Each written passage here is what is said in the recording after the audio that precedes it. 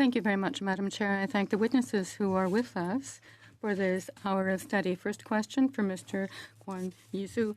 In your opinion, to what extent do criteria linked to personal criteria influence, how much do they influence academic excellence? I will try to respond in French. I think there is no link to be made between personal characteristics and excellence. Research has nothing to do with personal characteristics such as sex or race. I'm neither a better nor a worse scientist because I'm a heterosexual, a man, or Chinese. Nothing to do with it. It's a discriminatory approach. It's racist, and it leads to absurd results. For example, the University of British Columbia in 2024 announced a research chair on Canada funded by the federal government for to study the concept of the mouth, the buccal matters.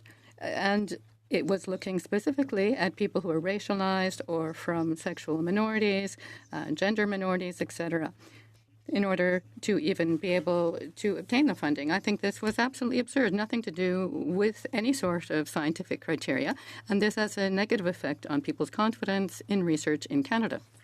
Thank you for your response. A number of witnesses have pointed out that formulas of equity, diversity, and inclusion that people have to answer to have an excessively negative effect on management. What are the effects on scientific research and on researchers' work of having to answer this sort of EDI questionnaire? The various institutes for research in Canada have carried out studies on this. It can take up to 22 days on and off to really fill in a single such form. This is even before people started asking about very specific levels of agreement to EDI approaches. Now it takes even longer. So people want to carry out research, but they have to fill out these EDI forms. This gets in the way of their carrying out their research. It wastes the taxpayers' money.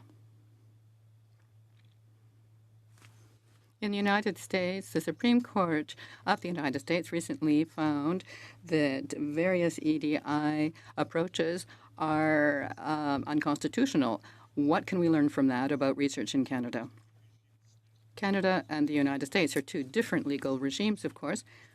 In Canada, according to our Supreme Court, EDI is constitutional.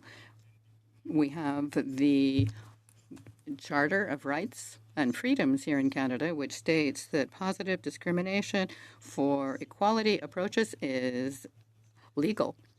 Just because it's legal doesn't mean it's a good thing to do. I think that many Canadians, in fact, most Canadians, don't want to support a system that allows for money to be distributed on this basis. In the United States, they have questioned affirmative action, and they're not done with it.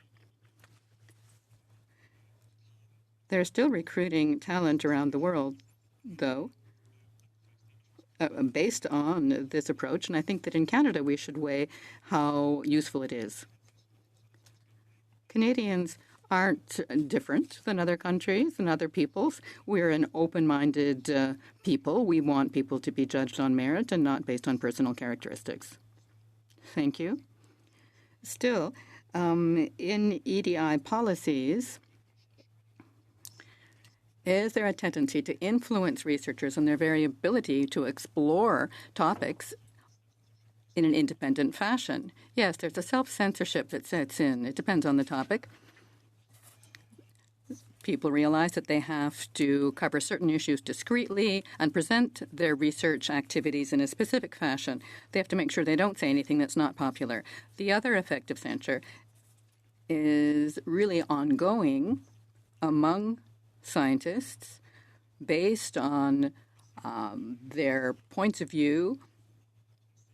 It should be a free community. I shouldn't have to think if I publish this, my colleagues will have a poor opinion of me because of my personal opinions, et cetera, et cetera. Given the level of international competition for talent, should this issue be something we address in order to make sure we continue to draw foreign talent? In Europe, in the United Kingdom, and various areas in Europe, Canada has developed a reputation as an excessively woke country. And this is not something that my colleagues to the right say. A number of people say that they actually don't want to work in Canada because their, access and EDI and so on is just kind of over the top. So there is a negative effect on our talent searches. Scientists want to carry out their own research. They don't want to spend their time conforming to EDI requirements. And the opinion is that if you come to Canada, you'll have to do that.